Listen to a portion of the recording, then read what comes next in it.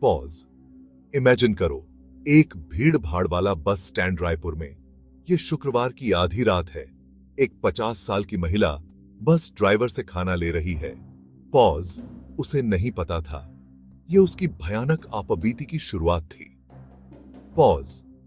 Driver, जिसका नाम सोनीलाल झरिया था, के खतरनाक प्लान थे।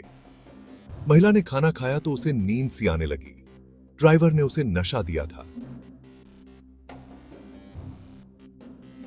पॉज।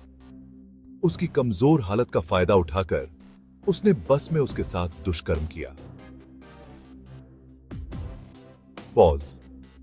यह खौफनाक घटना भाटगांव इंटरस्टेट बस स्टैंड पर हुई, एक ऐसी जगह जो हर दिन हजारों यात्रियों से भरी रहती है। महिला, जो महासमुंद जिले के सरायपाली की रहने वाली थी, अपने पति से झगड़े के बाद घर छोड़ चुकी थी। वो कुछ दिनों से बस स्टैंड के पास रह रही थी, बगैर इस खतरे को जाने। पॉज। सोनीलाल, जो उसे देख रहा था, ने उसकी स्थिति का फायदा उठाया। उसने दिन भर उसके साथ समय बिताया, उसका विश्वास जीता, उसे खाना खिलाया। लेकिन रात होते ही उसकी असली नीयत सबके सामने आ गई। पॉज। रात करीब 11 बजे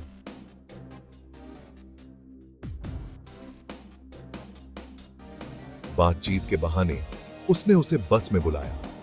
उसने उसे एक ड्रिंक ऑफर की जिसमें नशा मिला हुआ था। जैसे ही वह बेहोश हुई, उसने उसका शोषण कर दिया।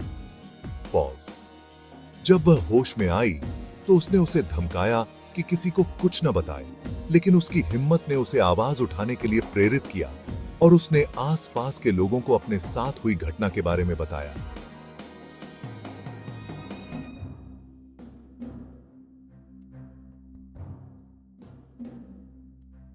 पुलिस ने तुरंत कार्रवाई की।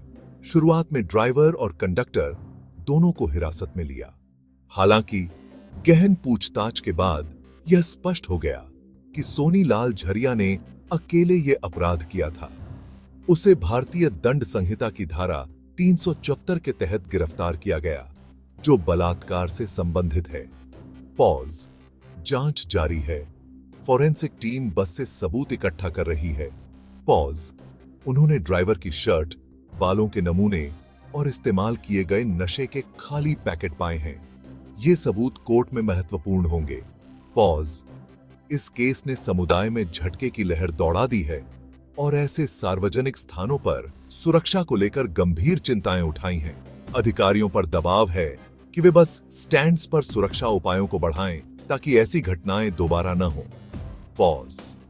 पुरानी बुस्ती के सीएसपी राजेश देवांगन ने गिरफ्तारी की पुष्टि की और जांच की गंभीरता पर जोर दिया।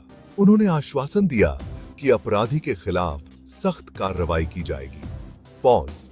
ये घटना सार्वजनिक स्थानों पर व्यक्तियों, खासकर महिलाओं की असुरक्षा को याद दिलाती है।